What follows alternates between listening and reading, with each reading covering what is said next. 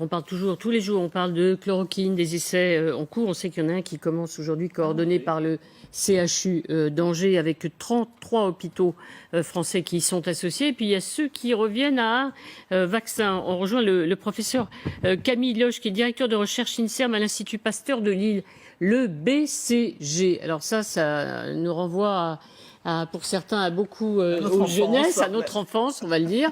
Voilà, le BCG. Alors, c'est une piste, professeur? Oui, bonjour. Bien, c'est une piste éventuellement, en effet.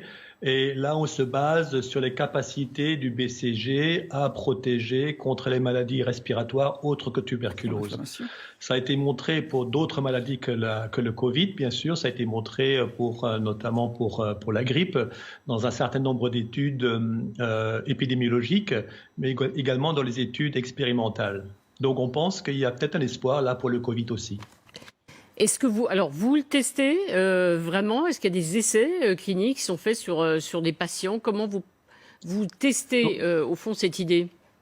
Donc, aujourd'hui, il y a toute une série d'essais qui se font dans plusieurs pays dans le monde, plusieurs pays en Europe, y compris, j'espère, la France, quelque chose qu'on essaie de mettre en place.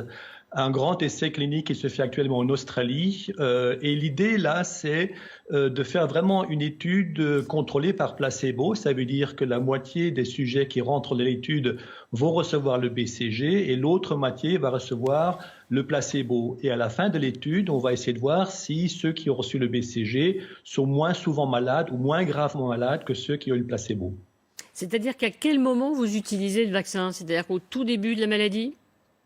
Donc l'idée, là, ce serait en effet de l'utiliser plutôt au début, voire même avant que les personnes soient infectées, pour voir si le BCG prévient dans une certaine mesure l'infection et si malgré tout les personnes sont déjà infectées, pour voir s'il atténue néanmoins la pathologie. Donc l'idée, là, c'est en fait, dans un certain nombre d'hôpitaux, de recruter du personnel de soins, donc les personnes qui sont le plus à risque de développer l'infection et la maladie, et de leur offrir soit le placebo ou le BCG dans le cadre d'une étude. Alors, comme disait Roselyne, c'est un vaccin qu'on connaît bien quand on a connu ou qu'on a reçu quand on était tout petit. Il faut recommencer aujourd'hui? Oui, oui. Il faudra recommencer? Quand on a reçu le BCG tout petit, c'est comme vous dites, c'est dans la jeune enfance.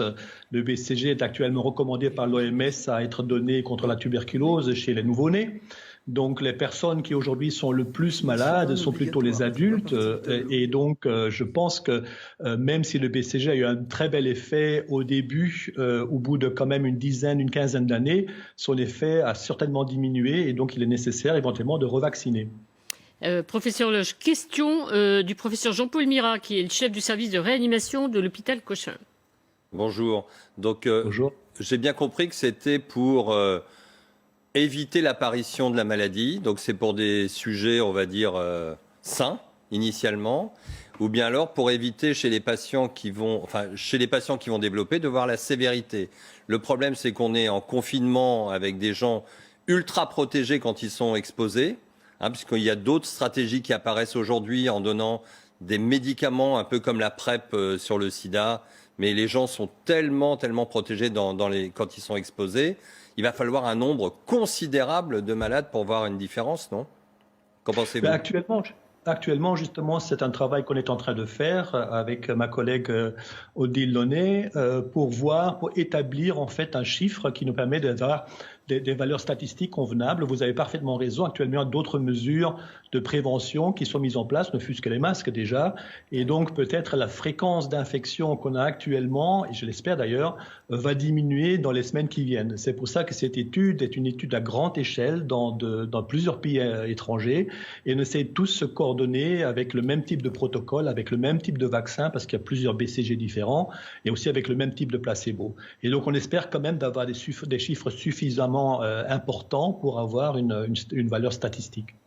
Si je peux être provocateur, est-ce qu'on ne devrait pas faire cette étude en Afrique, où il n'y a pas de masque, pas de traitement, pas de réanimation, un peu comme c'est fait d'ailleurs pour certaines études dans le sida, où chez les prostituées, on essaye des choses parce qu'on sait elles sont hautement exposées et elles ne se protègent pas. Qu'est-ce que vous en pensez? Alors vous avez raison, et d'ailleurs on est en train de réfléchir en parallèle à une étude en Afrique justement pour faire ce même type d'approche avec le BCG, un placebo. Je pense qu'il y a un appel d'offres qui est sorti ou va sortir, et je pense qu'on va en effet sérieusement réfléchir à ça aussi. Ça n'empêche pas qu'en parallèle on puisse réfléchir à une étude aussi en Europe et en Australie. Bien sûr. Merci en tout cas, professeur Loche. Résultat quand? Parce qu'on est tous très impatients de connaître tous les résultats de tous les tests et toutes les expérimentations.